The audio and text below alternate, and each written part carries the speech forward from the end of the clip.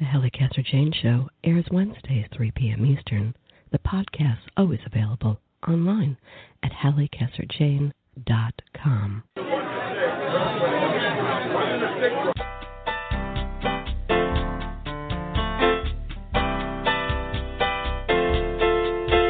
Welcome to the Halli Casser-Jayne Show. I am your host, Halli Casser-Jayne. Let's get to it. John Keats famously wrote, "A thing of beauty is a joy forever." Is it? Or is beauty a curse? Today on the Halli Casser-Jayne Show, we explore the triumphant and tragic life of America's first supermodel, Audrey Munson, with James Bone, the author of The Curse of Beauty, one of the most riveting books I've ever read. And in our second half hour, yep, they're back, our saucy, sassy, smart panel, four broads talking, Hillary Clinton, Black Lives Matter, Donald Trump, whatever, Sheila Weller, Lisa Schiffren, Thelma Adams, and me, bringing up the rear. So stay tuned. But before we begin, the Halli Casser-Jayne Show is brought to you by our new partner, Kobo, for all your e-reading services. And remember, the Halli Casser-Jayne Show is always available online at hallicasserjayne.com.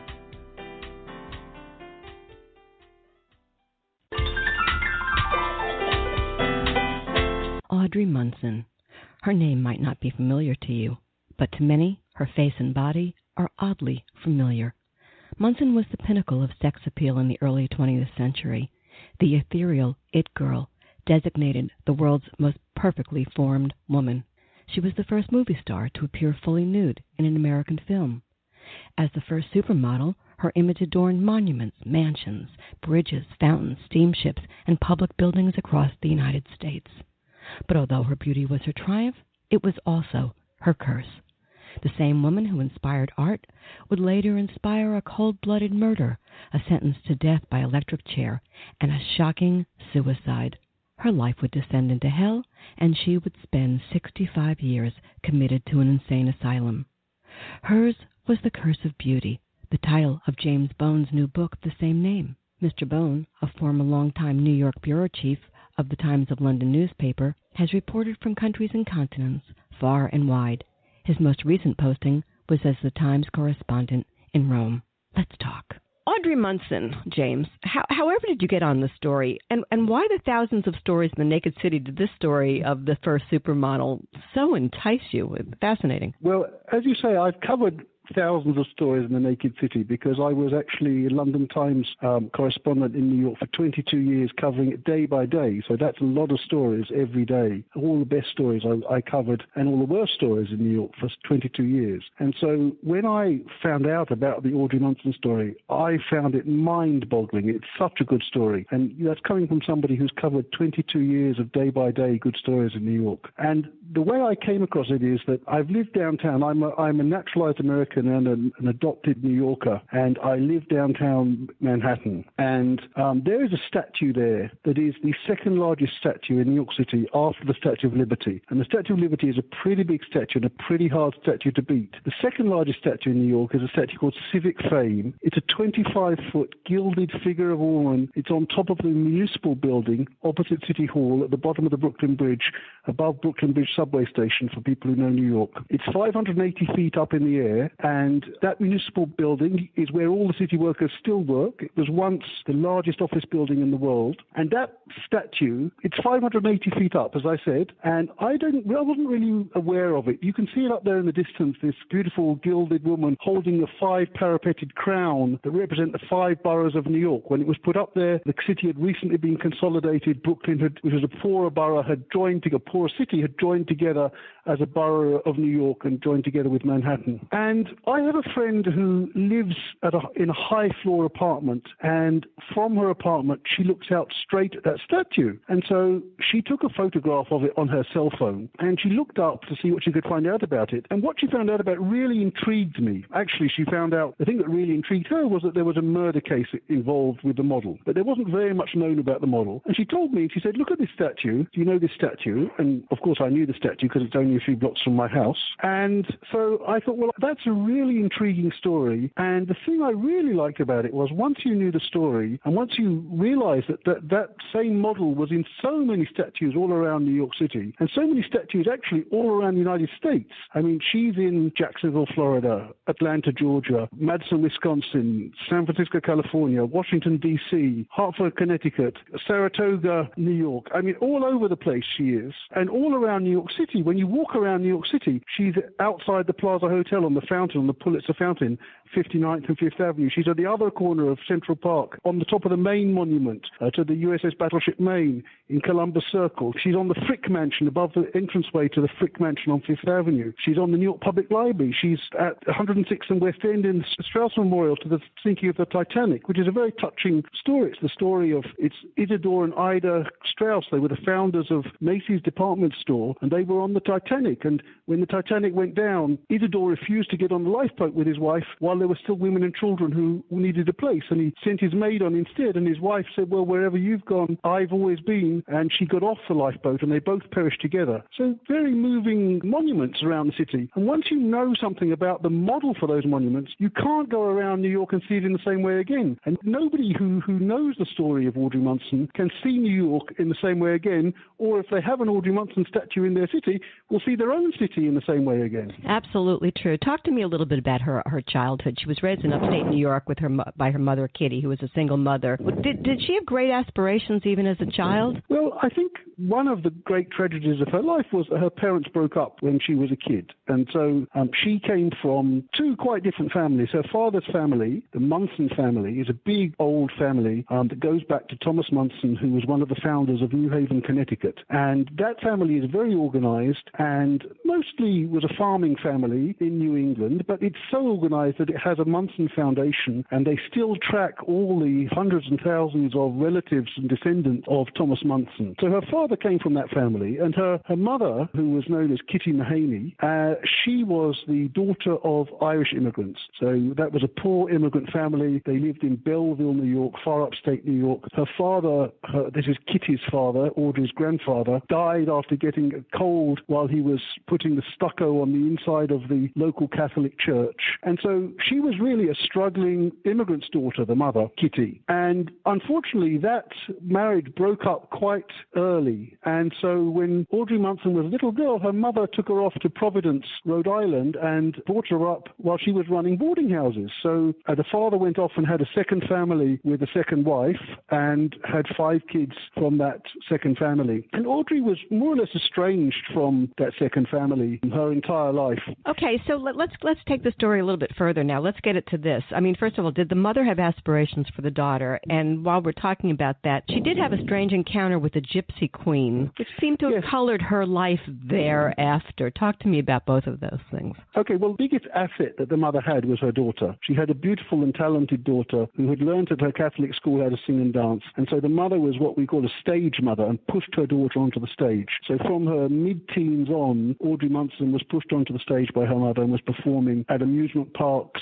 and then touring. And eventually they got to New York and got to Broadway, and she became a chorus girl on Broadway, which was a kind of stage dream for many young girls around the country, and she did that. The story about the gypsy is when Audrey was about 5 years old and was living in upstate New York, there was an English gypsy queen who the many gypsy bands recognized as their queen, came to America and did a tour around America. And one of the places she stopped was in East Syracuse, which was a regular gypsy camp of the traveling bands as they came north and south in the summer and the winter. And Queen Eliza went to visit, and it caused, of course, a great interest among the local population, and many people superstitiously went to see the Queen. And when the Queen left, the Queen was only there 36 hours. When the Queen left, they went to the gypsy camp and they would ask the gypsy women to tell their fortune. That was a traditional occupation. The men traded horses and the women told fortunes. That was how these traveling bands of Romany people supported themselves. And so the mother took young Audrey, aged about 5, to this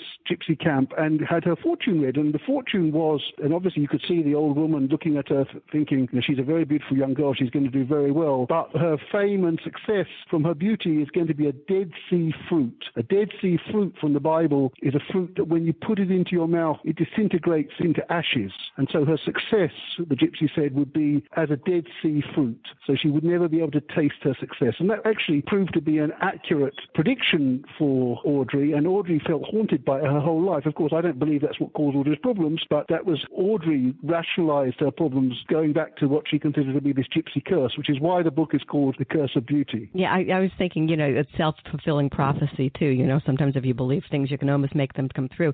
Listen, she was born in 1891. She's a daughter, so to speak, of the Gilded Age. The mores of the time, I think we need to discuss that in light of the fact that this is the first woman to take her clothes off in movies. She exposed her body as an artist model in the heyday of her career. What about the times? Was she a woman who had a lot of courage, or had no mores, or was defiant against the mores? Tell me what your insight into her is. I think what you have to understand about America at that time is that the center of the world was Paris.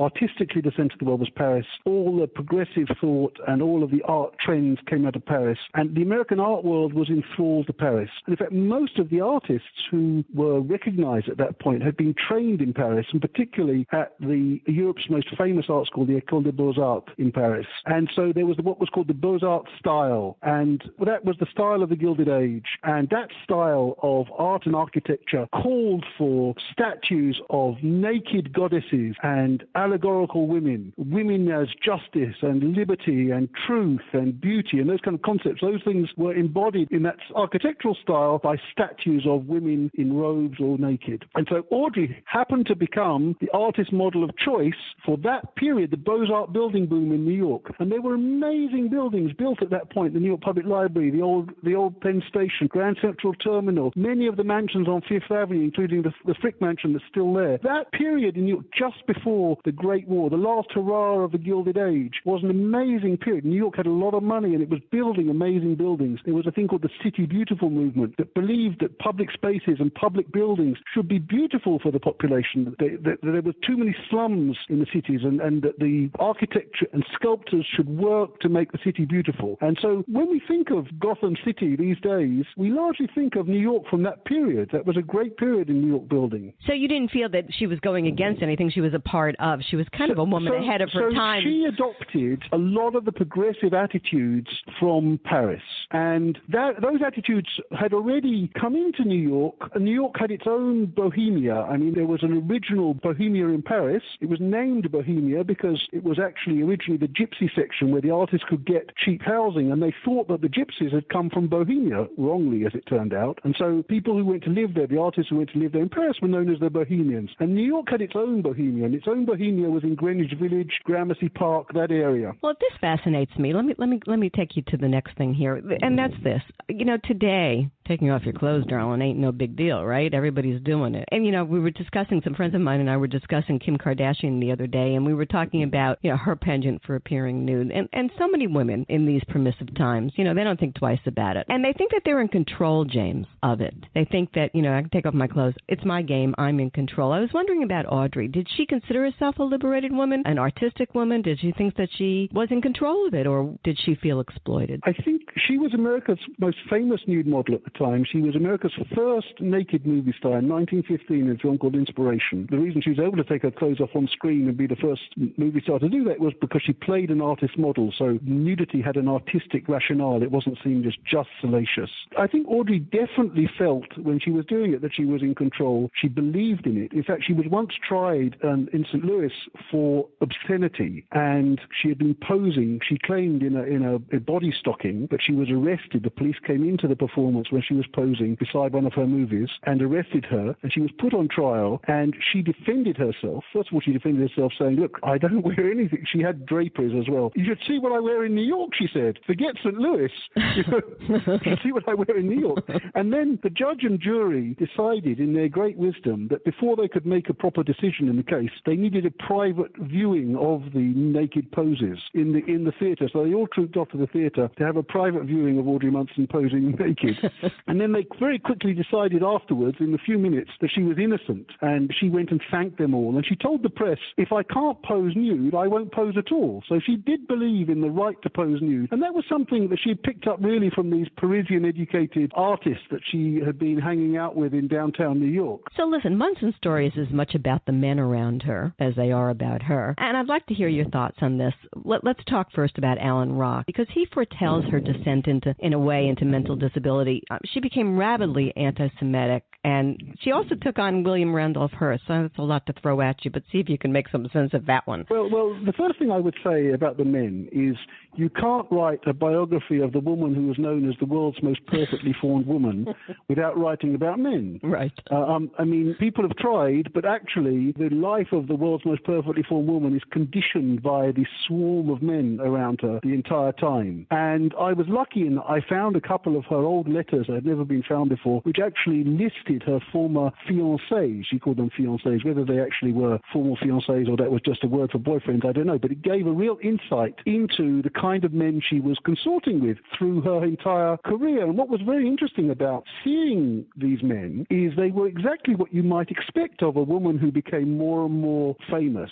They started very humble. Her first fiancé, as she called it, was actually the photographer who discovered her, who then became a kind of protector, but was a lot older than her, was a bit of a father figure. And so we don't know whether there was actually a physical relationship, but there was certainly a kind of paternal protecting relationship by this older artist to her. But then she had, a preacher's son, a poor preacher's son was her first boyfriend. And then the next one was a railway telegrapher who happened to be also a preacher's son, but it was a bit richer. And then she went into a couple of people whose families owned businesses. So they were kind of young, wealthy gentlemen. And she worked her way up until eventually she was involved with America's richest bachelor. America's richest bachelor at the time was somebody called Herman Ulrich Jr. He was actually the best friend of Vincent Astor, who lost his parents on the Titanic and became very, very wealthy when his parents went down on the Titanic. And so he was the richest bachelor. But then Herman Ulrich served as his best man at his wedding. And when he got married off, then Herman Ulrich Jr. became the richest bachelor. Herman Ulrich Jr.'s fortune comes from his grandfather, Senator James Fair of Nevada, who was the man who controlled the Comstock silver lode. At the time, the biggest silver find ever in America. It was one of those great mining fortunes. So Audrey Munson, when she became really famous, was involved with Herman Ulrich Jr., the richest bachelor in America. But it turned out, and I found this out actually, I found in a Paris archive Herman Ulrich Jr.'s love letters to a ballet dancer, a male ballet dancer. Oh. And actually, Herman Ulrich Jr. was a closet homosexual, as was his close friend Cole Porter, the songwriter. They were both eventually married. They were both closet homosexuals. And what is even more surprising is they both had an affair with the same male ballet dancer in Paris in the same year. And in fact, Cole Porter wrote one of his most famous songs while he was staying with Herman Ulrich Jr. in his house in Newport. They called it a cottage, but it's an enormous palace. It's still there. It's called Rosecliff on Bellevue Avenue, prime mansion in Newport now. You can go and visit it. Cole Porter wrote one of his most famous songs while he was staying with Herman Ulrich Jr., his friend, in his house in Newport. And that song is called Anything Goes. So next time you think about that song, Anything Goes, you know some of the backstory. Damn, James, you are one great person to have on my show. You are just filled with information. I just adore it. But let's go back for a second to Herman Ulrich, because there was the claim that she was actually married to him. And that gets into, because we know that she sinks into schizophrenia, maybe we would call it today. But is her mother as delusional as she is? Because it was her mother who kept saying, oh, she's married to this guy. What was the story? Her mother insisted that Audrey Munson had actually married Herman Ulrich Jr., although Audrey herself never in any public context or any of the letters I recovered that even talk about Herman Ulrich Jr. never claimed to have married him or refers to him as her husband. Now, does that mean that the mother, Kitty, was delusional, or does it mean that Audrey Munson lied to her mother? It's a bit difficult to disentangle that. It may have been that Audrey said, well, actually, I'm married to, I'm hanging out with the richest bachelor in America, and actually we married, Mum. Or it may have been that the mother, who was slightly delusional herself, it has to be said, and shared a lot of Audrey Munson's psychological problems, but was never committed in the way that Audrey Munson eventually ended up, as we'll hear, in a lunatic asylum. It may have been that the mother just imagined that was what was going to happen, or couldn't bear the fact of her daughter consorting without being married. The mother was a Catholic after all, and awkwardly for her, a divorced Catholic. Or the other side that you could take it is these guys were just the master of self-promotion as well, and her mother could have been that as well. But that takes us into, you brought up her descent into madness, and she did wind up in an institution for most of her life. But there are hints of it it. And this relationship with him, and she wrote a rambling letter in 1919 to the U.S. State Department denouncing him, Herman, as part of a pro-German network. I mean, there are hints along the way that this girl is not wrapped real tight, right? For lack of a better way to put it. The way I read it is, and it's a decline over a period of years. It basically, she was extremely successful up until 1915. In 1915, she was the model for 3/4 of the statues built for this jewel city that was built on the San Francisco Bay for the 1915 San Francisco World's Fair, which was called the Panama Pacific International Exposition. She was also the star on Broadway of the first commercial fashion show, which was going to be the beginning of a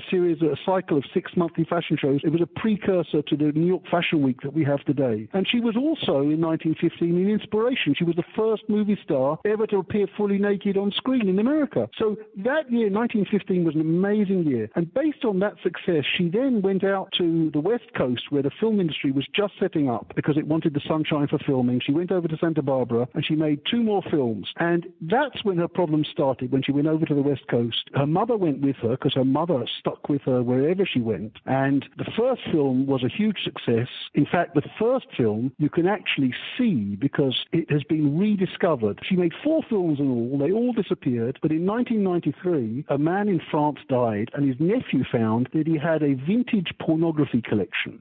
And the vintage pornography collection included not just films, but items. I haven't been able to find out what the items are, and I probably couldn't discuss them on your show.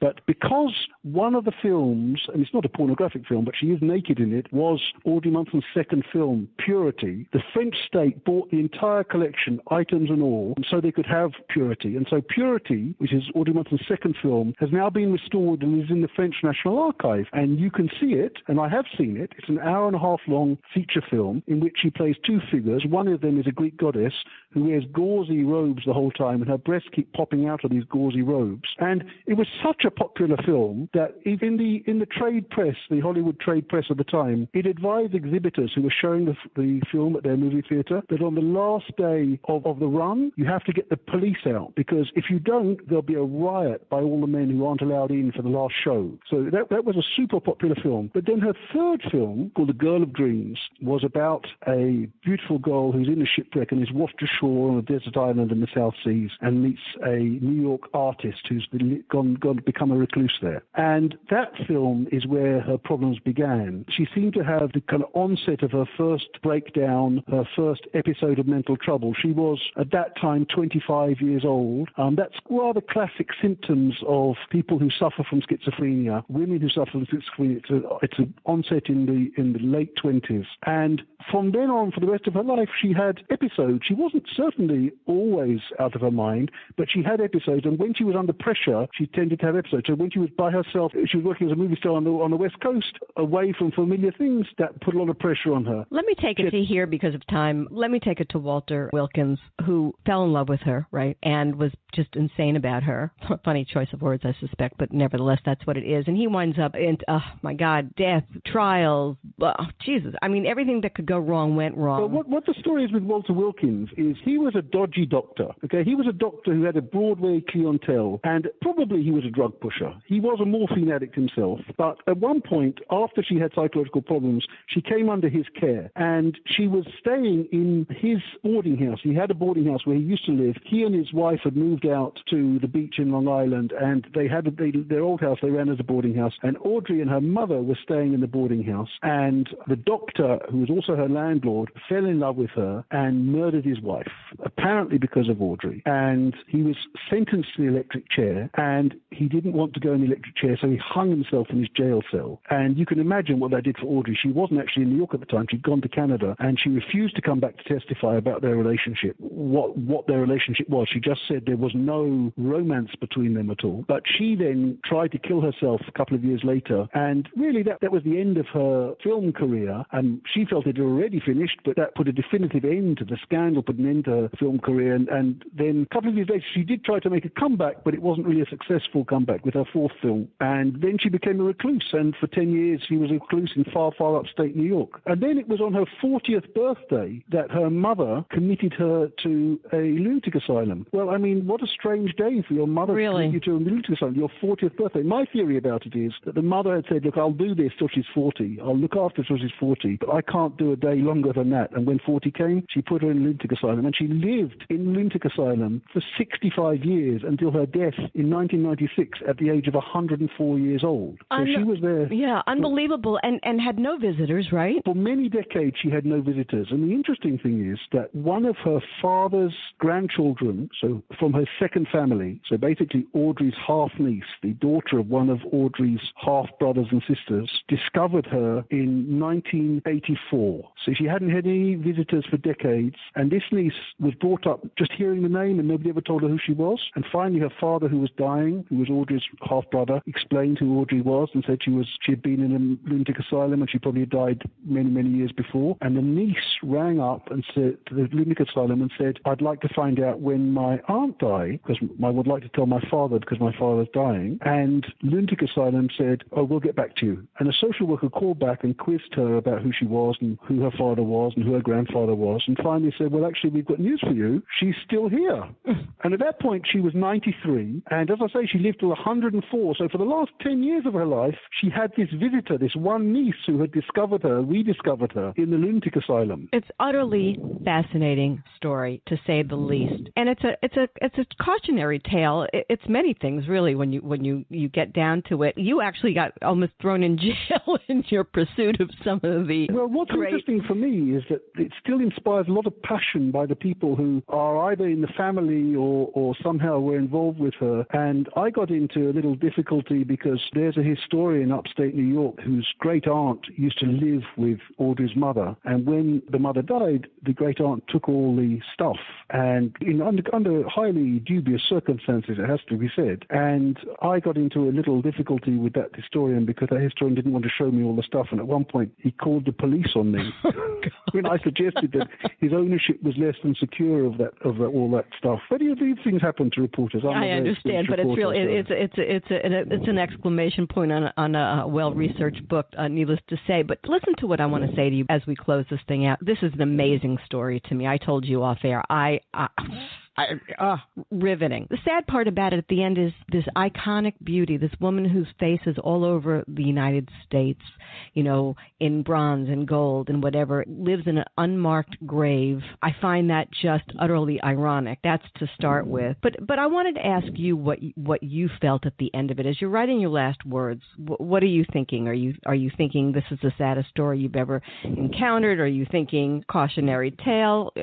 People need to read it, all that. Well, what I'm thinking I'm thinking, first of all, how amazing her life was, and particularly how small America was 100 years ago. And so how many amazing people she rubbed shoulders with. I mean, when she was out in Santa Barbara, she saw somebody flying a seaplane, which was a new thing, and she wanted to go in the seaplane to fly to Catalina Islands, where she was filming. And she was the first movie star ever to fly to her set when she flew from Santa Barbara to Catalina Islands. And the person who was flying the seaplane, it was his first seaplane he built, was Alan Lockheed, the founder of Lockheed Martin, who now the world's largest defense contractor. She just chanced on this young guy on the beach flying his seaplane. And there are photographs of her in her bathing costume flying with Alan Lockheed in his seaplane. These kind of amazing encounters she had. So the first thing I felt is that in terms of her whole life story, I think it's the same as all our lives. Lives are made up of accretions of small decisions, small chances, small happenings, some joys, some tragedies, and you find yourself in a certain place you couldn't predict by the end of it. And her spending 65 years in a lunatic asylum, having been the most famous model in America, the first naked movie star in America, it's not a place you would expect, but when you go through her life step by step by step, you see it all these little decisions that accrete, and finally she ends up in a certain place, and there's a logic to why she ends up in a certain place. And people are always shocked she spent such a long time in the lunatic asylum, but they tried to kick her out when she was was in her 90s, and they moved her to an old senior center not so far away to save the beds. That was at the great cost-cutting period of mental health care in America. And she wanted to come back, and she got her niece to write to the director and say, can she come back? And she was allowed back. So I think in the end, she found herself in a place, however hard it is to understand, where she was comfortable, where she achieved stability. You know, she was brought up by a single mother. She wasn't originally from a rich family. She lived in a very turbulent world with an enormous amount of pressure on her, with lots of men trying to make money off her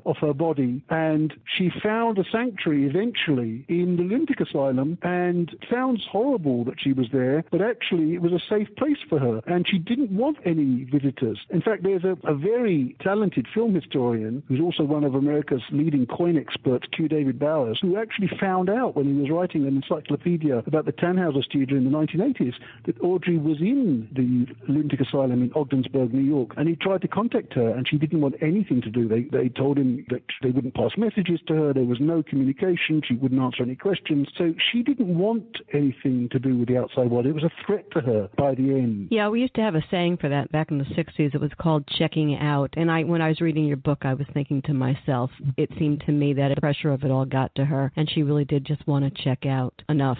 That's a good way of looking at it. I mean, sometimes I think of it as the original Hollywood flame-out story. She was a Hollywood flame-out before there was Hollywood, really, or just at the very, very beginning of Hollywood. And we've seen many Hollywood flame-out stories, and many people who, I mean, unfortunately, some of them check out in a more dramatic way. Right. She tried to check out herself. She tried to kill herself at one point. And you see people who check out with too many drugs or whatever it is. Her way of checking out was that she became a recluse for a decade, and then she went into the lunatic asylum, put there by her mother, and achieved stability. So, yes, I think it's a very good way. And also, she'd had such an amazingly full life. None of us has a life as full as her life. Right. In the first 30 years of her life, she had such a full life. She had plenty to think about when she checked out. Well, you know what? I did a book on Jim Morrison from the Doors years ago, oh, yes. and my take on that was that there are a lot of people like that where they're shooting stars. They hit the limelight, they get so big, and they burn out just as quickly. Well, you can list all the way down your arm. You can list, right?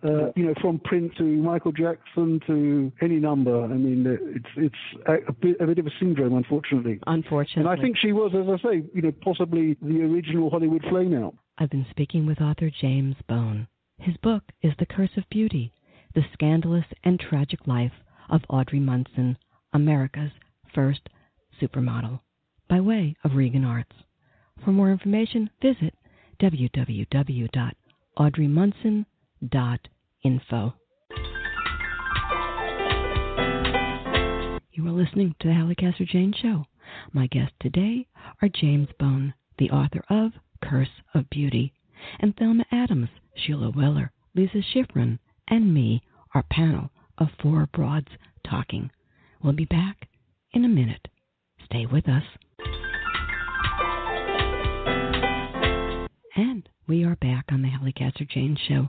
Thank you for being here. Okay, folks. Yep, they are back. Here's this week's edition of Four Broads Talking. In case you don't remember from last week, our ladies, or broads, we go both ways, are Sheila Weller, Thelma Adams, Lisa Schiffren, and me, Halli Casser-Jayne. I'll be joining in as well as moderating. Okay, here we go. We're Four Broads Talking. And so here we are, another segment of Four Broads Talking with my good friend Sheila Weller. Say hi, Sheila. Hello, everybody. And our resident conservative. I always have to put your name conservative before your name, Lisa. You must resent it. Say hello, Lisa. Hello, everyone. I'm your resident conservative. Yeah, right. And this week we introduce a new member. Our family is growing. You'll never know who is always going to be here. We're very busy ladies. So this week we introduce a very good friend of all of ours. Her name is Thelma Adams. Thelma, tell us a little bit about Thelma. I am a culture junkie. I have a new book, a novel out called The Last Woman Standing. And today I wrote a piece for the New York Observer about Ghostbusters. She is eclectic, this one. There's no question about that. So listen, I want to say before we start, yet again, this has been a very tough week for in race relations for America. That's my opinion. Different people have different thoughts about the cause of the recent loss of lives in the black community and the loss of the lives of our police officers. Some don't see it as a race problem. Some do. Some think America's cops are terrific. Some don't. You know, some people think that white people should be talking about this. Some people don't. We're like, but we're going to take it on to some degree. So, Lisa, I'm going to point it to you. Has this been another tough week in race relations for the U.S., or has it not? And listen to what else I want to say. Are the recent deaths of some blacks a problem of race? Or is Black Lives Matter? I think you're the one who said to me an organic expression of a real problem in the black community, or a front group intended to stir things up politically, or what? And I know that's a lot, but let's do it. Let's tackle a lot. Okay, for one, there's no question that this has been a terrible, terrible, very sad week in race relations and just in American life. Nobody, I can't imagine anybody not acknowledging that. You've got 5 innocent cops who were protecting Black Lives Matter protesters dead. You've got the man who killed them, whose father looks like the most responsible, good citizen who is devastated at what his son did. You've got 2 black men who were shot for reasons that we're not yet really clear about, but that just don't look good in Louisiana and Minnesota. So this is not a good week, and you've got the whole country kind of getting roiled. Do I believe this is an organic problem? It is certainly the case that Black Americans are convinced that there is a lot of racial bias in policing. So there are ways of parsing that, looking at facts, but it is clearly a real problem that there is this very long-term sense and reality that young black men are stopped more frequently than other people, that there's a little more manhandling. The question of whether or not there are more deaths by cops against black men or women is an interesting one. It turns out we have very little research that actually will give you the numbers. Oh my God. Way too long. Sheila, Can I hear my name? Yeah, you heard your name. Sheila, pick it up. Okay, I think yay to Dallas. Dallas has handled it beautifully. The white mayor, the black police chief, who is everybody's hero today, I think they handled it superbly. I think it was a tragedy all around. I think the 2 deaths in Minnesota and Louisiana certainly seemed wrong. I don't think the cops did it on purpose, but I think there was definitely bias, some kind of unconscious bias involved there. That was tragic, and I think the execution of the 5 policemen in Dallas was absolutely heinous. And I think most people think both of those things. I think a lot of people are on the same page with this. I think there's a lot of, understanding about this now. Maybe I'm being a little too Pollyannish about this. Well, you're never Pollyannish. I'm not. Some people think I am. No, I'm being facetious. Thelma, you got to put your 2 cents in real quick, and then I have something I really want to say. I just think if you look at incarceration rates, let's, look, Black Lives Matter, look at how many African Americans are incarcerated and how that has an impact on how all of these issues happen. It's not just 1 or 2 or 5 or 10 or 12 black men being manhandled. I think that you have to look all the way back to the jails and to the inequality and to Bill Clinton and the bill he enacted, which has turned our jails into a profit center for corporations. I think that's true, but I think you got to be careful about that also in the respect that when he did it, things were a little bit different than they are today. And, whenever we go back and we blame somebody, whether a Republican or a Democratic president, I always say, they did it at the time and it seemed like the right thing to do at the time. And times change and things don't work out the way you think that they are. And then you got to fix it really quickly. Here's what I would say let me say, because I haven't had a chance to put my 2 cents in, and I really want to put my 2 cents in here, which is I think we've come a long way, baby, and yet we haven't. But I think this is a moment where we all have to look at this and say, there is a problem in our inner cities. Our inner cities are a nightmare. There's no way out for so many of these black young people in the inner cities. That's where a problem I keep thinking we're overlooking. I didn't get to hear what the president said, but I hope he addressed that, because I think that's a problem. No question about it. That's one of the things that the police chief in Dallas, David Brown, addressed quite beautifully. When he talked about all the problems in these inner cities, and elsewhere, police have to deal with, including mental health. And most importantly, I think he said, the fact that 70% of black men are being raised by single mothers. And that really, I believe, is the key to an awful lot of dysfunction and ultimately violence. That's something we've known for 20 years. And I think everybody's disappointed that our first black president was unwilling to address that issue. I'm not okay. sure Well, let me jump in on there. Let me. Okay, He might not have been. Hold it. One at a time. Thelma, you want to say something? Answer to that?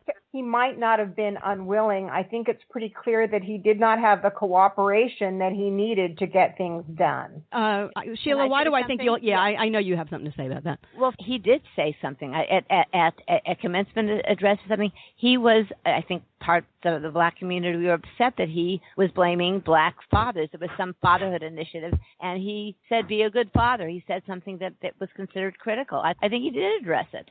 I think he's squeezed in a very tough place. Yeah, I think that's true, and I think that's that's a very good point to make. And I've talked to some of my African American friends and who say to me they don't think he's done enough, and yet they're very sympathetic to him because they say, but in the role that he was as the first black president, he had to walk a very fine line also. And I think you have to acknowledge that, he didn't want to, and you know what, we can bring this to Hillary. If she makes it, what will she do for women? How much can she get away with? There will be people who, might object. These are things that we have to put in perspective.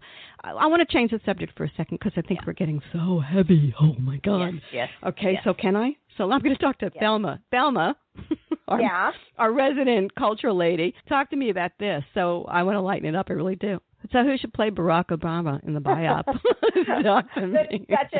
a turnaround there.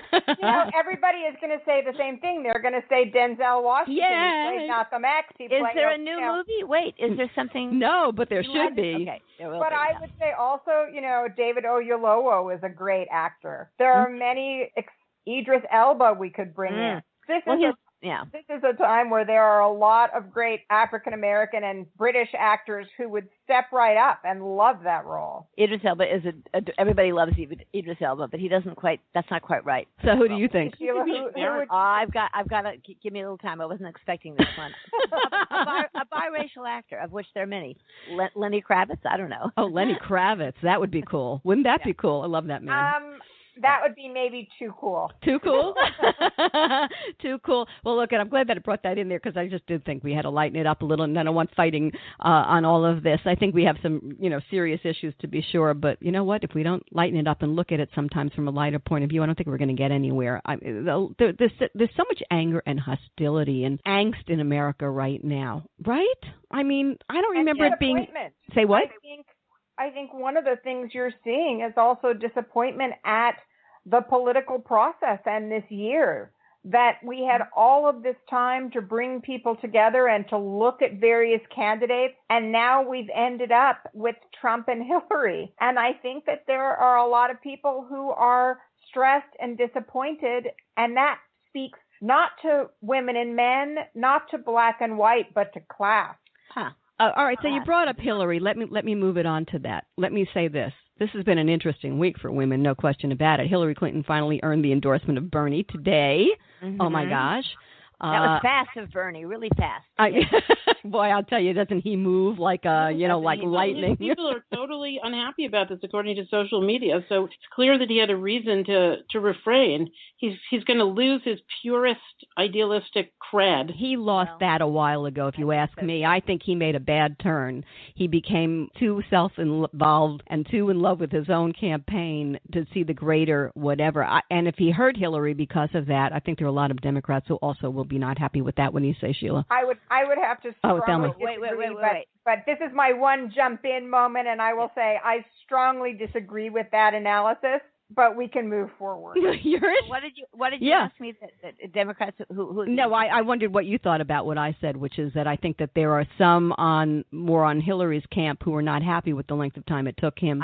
Absolutely, many of my Facebook friends, right, especially females and men, and we are. My husband and I were unhappy. We started out liking Bernie, being for Hillary, but liking Bernie's ideas a lot, and he just dragged it out endlessly and made it very hard. He should have shown his support to her much earlier. And I hope he throws his millennial support to her. He doesn't have that power. How can he do that? Sheila, he doesn't have that power. Wait, one at a time. Thelma, go ahead. You said he doesn't have that power. Sheila, answer. He does not have that power right. Because he is at the forefront of a movement. He is not self-involved. He is not egotistical. He brought together a millennial movement that wanted a certain kind of change, and he was speaking to them, not at them. So he can't deliver this millennial vote. He can't deliver these people that came together and coalesced because they believe in the movement and they do not trust Hillary.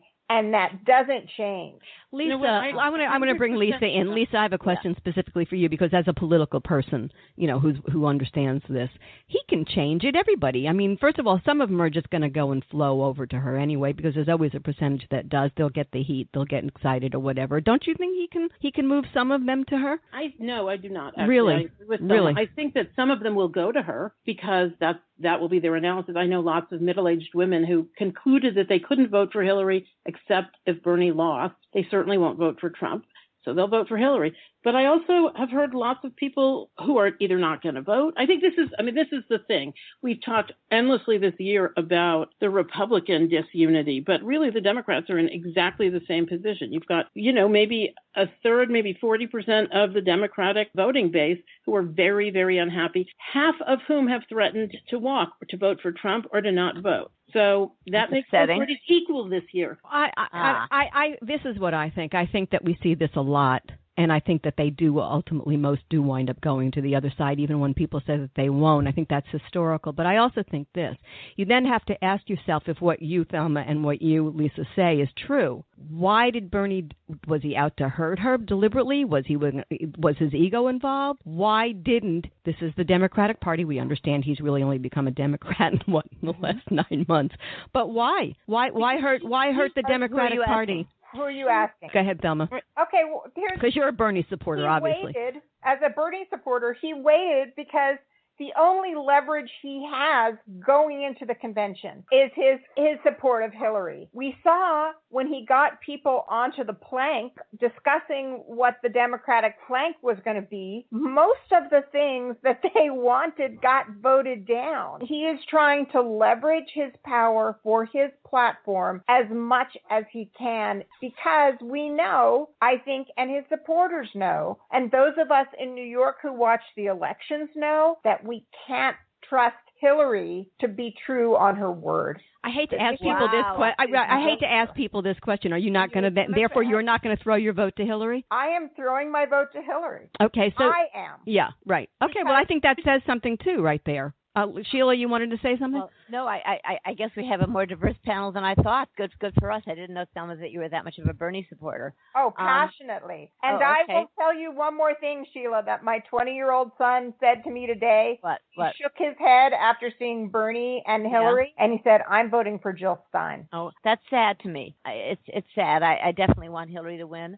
I think Donald Trump is an absolute, how did it come to this? I can't go on enough about how outrageous and ridiculous and dangerous and scary and joke-like his candidacy is, and how weak the Republicans have been in letting it happen, and how two-faced they are in saying they can't stand him, but they're still going to vote for him. And I think the demonization of Hillary is off the charts, and I think she'll be an excellent president. Okay? So that's what I think. I think that's really, really good. good. Your original question, Hallie. Go ahead, sweetie. Was what was Bernie doing? Why did he do this to Hillary? He didn't do this to Hillary. He did this because he saw that Hillary was weak. She is weak. She's, people say she's conservative. She's not. She's opportunistic. She is kind of a centrist. Is not. No, but in a very different way. She likes to put herself in the middle of kind of the politics of ideas, of progressivism, but she has no real record of that. She kind of blows with the wind. Whatever will get her vote, she'll say. And there's no hiding that. So I think Bernie Sanders knew that there were a lot of people who were going to be unimpressed by that. And he did what any politician would do. He challenged it. And he came so far. It's actually quite impressive. See, I disagree with that because I think that if Bernie hadn't been an independent who, was morphing kind of as, it's the same kind of thing in a way that Trump did. I mean, Trump is, a Democrat who saw a hole in the Republican Party and said, I can take this role.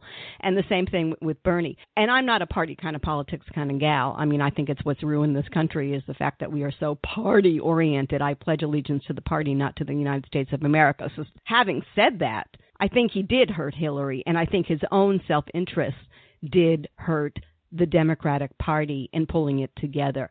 I don't know if I was a political operative, which I happen not to be, but if I were, that I'd be all that thrilled with Bernie Sanders right now. Hallie, I would say...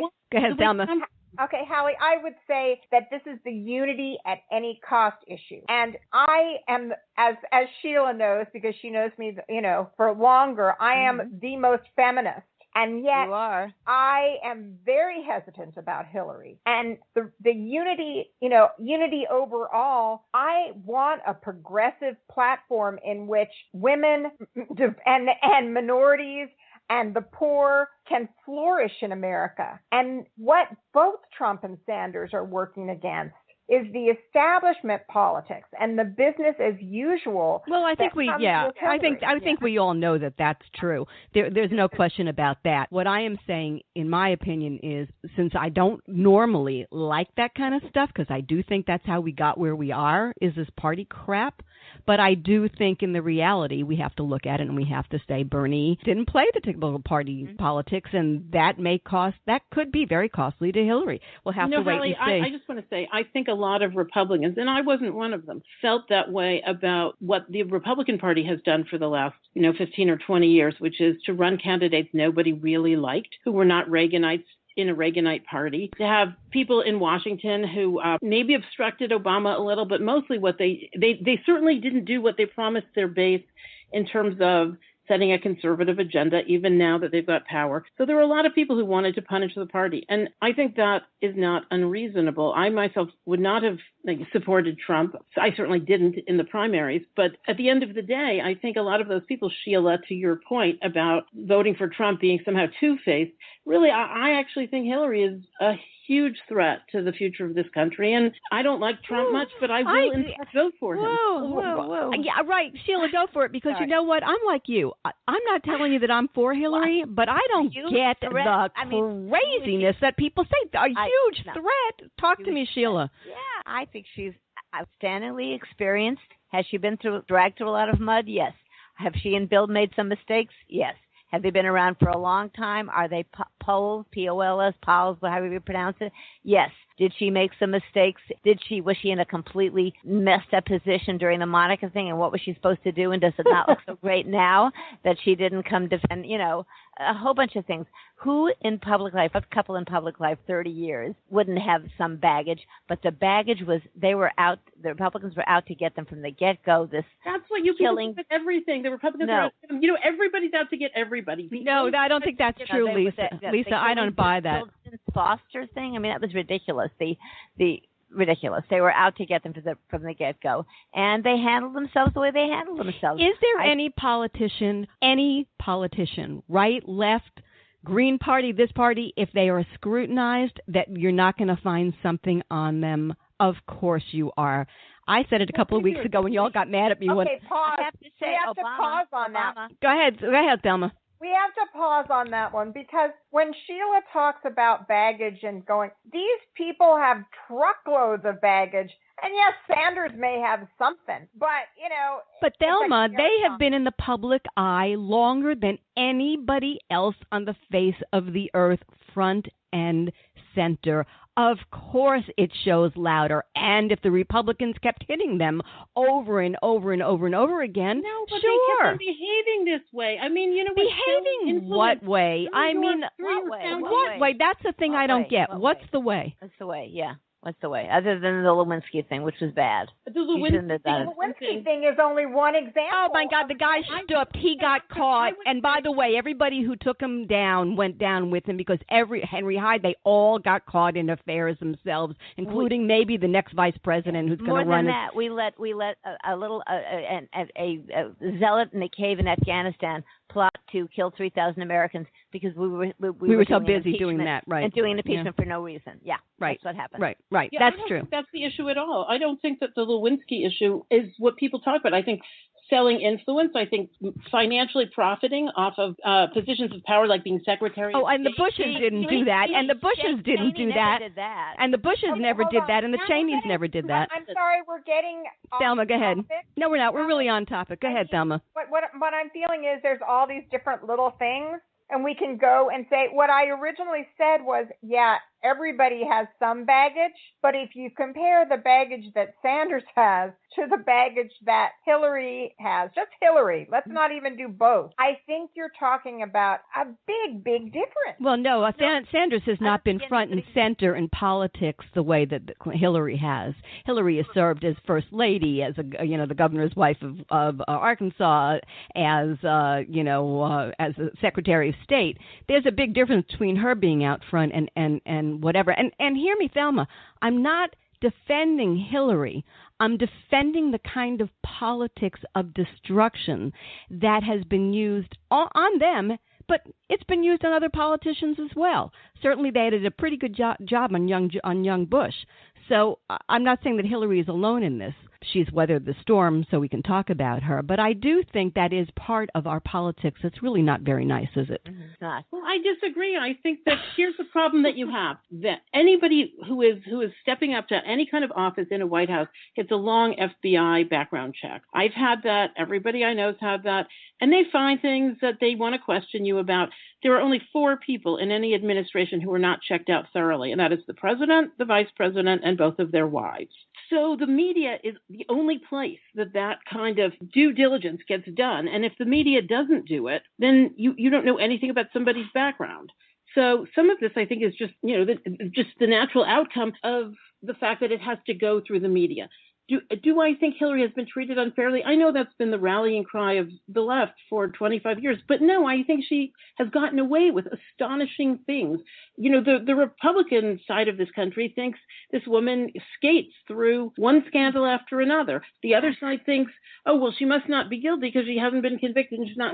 Or let me interject, or you can say this woman knows how to navigate politics and she plays it, and maybe that kind of savoir-faire or savviness is going to serve this country well in dealing with some of the despots of the world.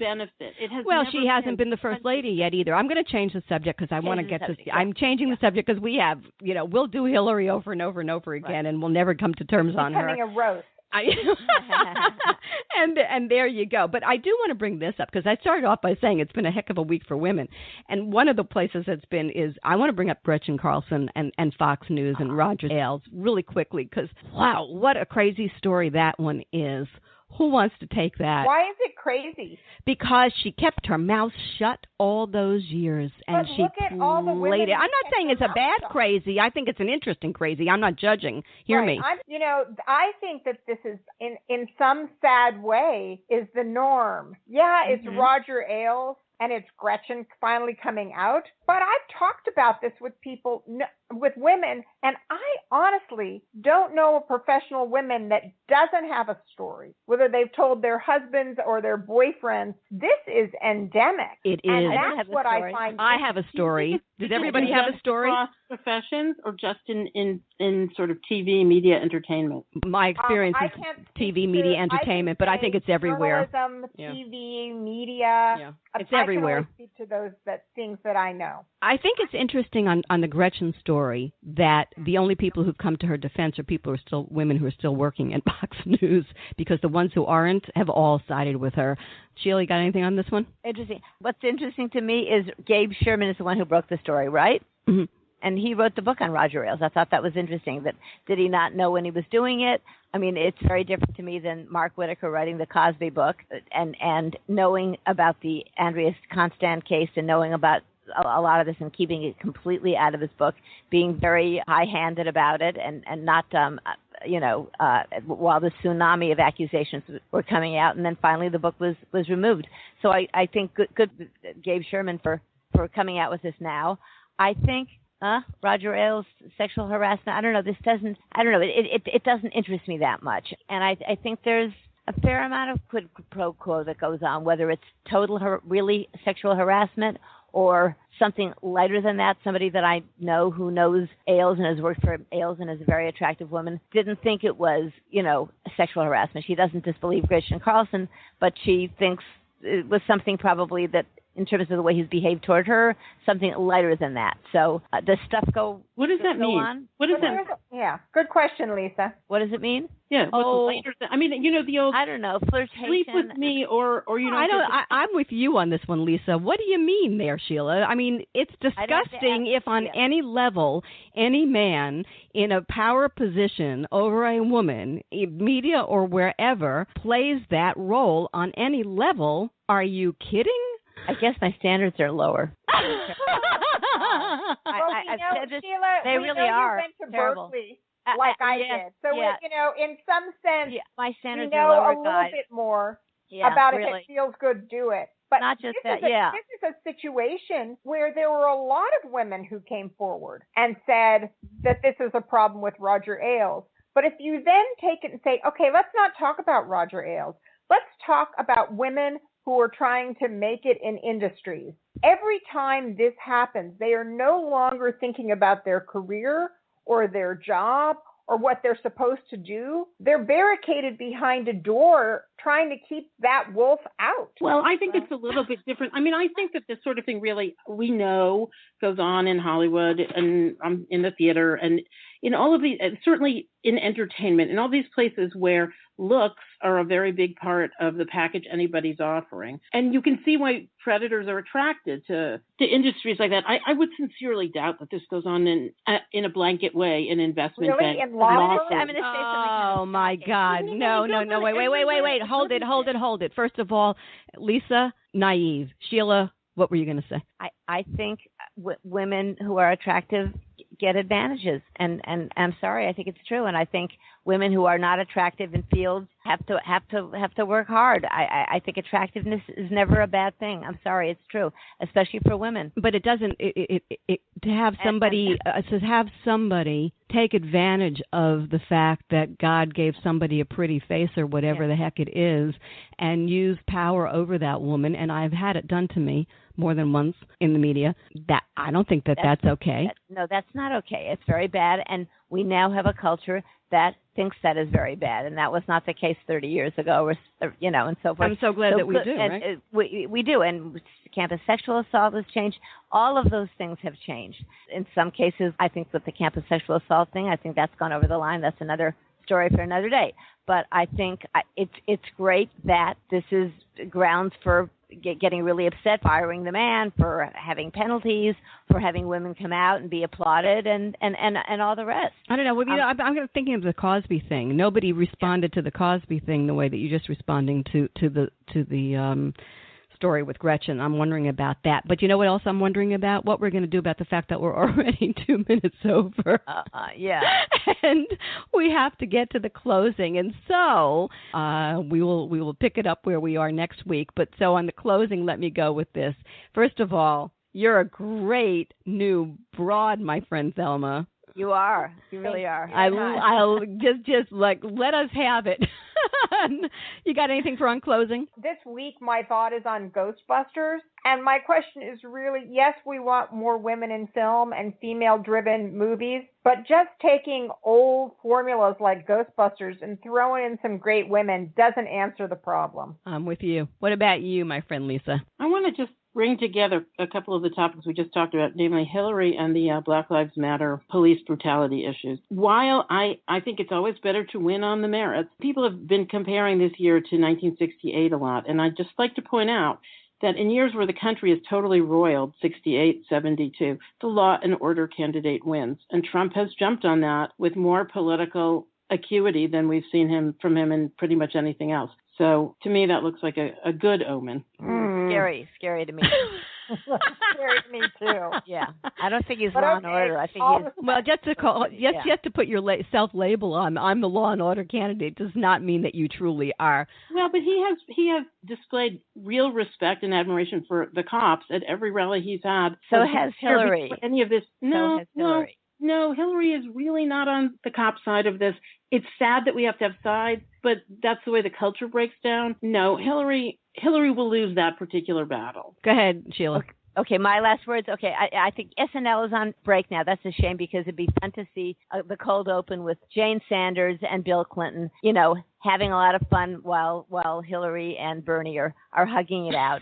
And also, I predict that somehow Susan Sarandon's going to come around to Hillary. That'll be interesting. Oh, my gosh. I bet you that our good friend Thelma would say not a chance. You know what? I will say, this is my response to that, is that feminist women will probably go from Sanders to Hillary, but I can't say that anybody else. I can't guarantee. You can't guarantee the young ones is what you're saying. But, the young ones make mistakes. They're young. Ladies. Or what if they're right? Well, only history will tell us. I love it that Thelma's now part of this because I'm with her on this issue 100%. Cool. We're a nice team. Good. Ladies, it's always a pleasure. Yes. Thank you. Thank you, Halli. Until next time. Thanks. Thanks so much for tuning in to the Halli Casser-Jayne Show, a production of Resec LLC. Associate producer, Suzanne Probst. Music by Tony Rosales Jazz. Visit HalliCasserJayne.com.